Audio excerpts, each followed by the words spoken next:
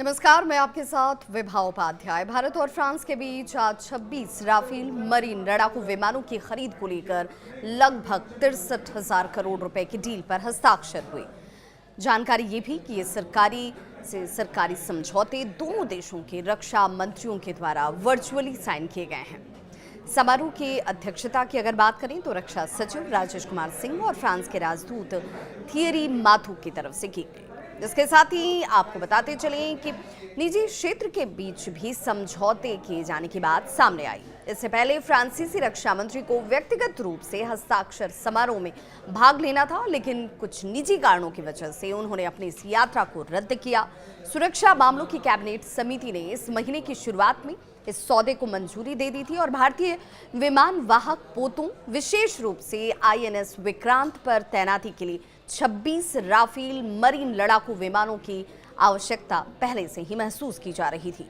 MiG-29 के लड़ाकू विमानों की बात करें तो इनके मौजूदा बेड़े में रखरखाव समस्या की वजह से कई तरह के प्रदर्शन में खराबी और उस प्रदर्शन को लेकर के कई तरह के सवाल भी हाल के दिनों में उठते रहे।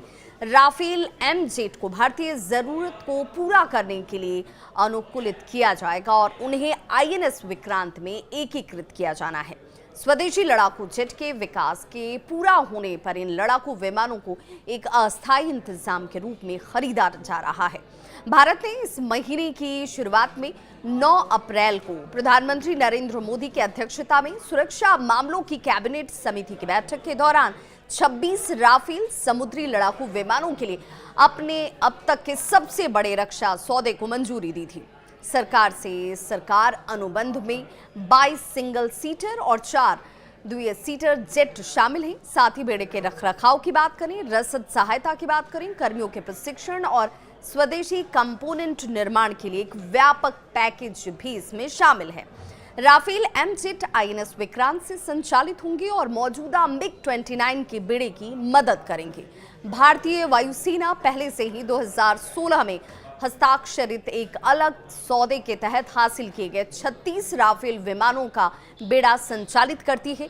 ये विमान अंबाला और हासीमारा में स्थित हैं। नए सौदे की बात करें तो इस नए सौदे से भारत में राफेल जेट की कुल संख्या जो है वो तकरीबन 62 हो जाएगी, जिसमें देश के 4.5 पीढ़ी के लड़ाकू विमानों के बेड़े में इसे एक अहम बढ़ोतरी के तौर पर देखा जा रहा है।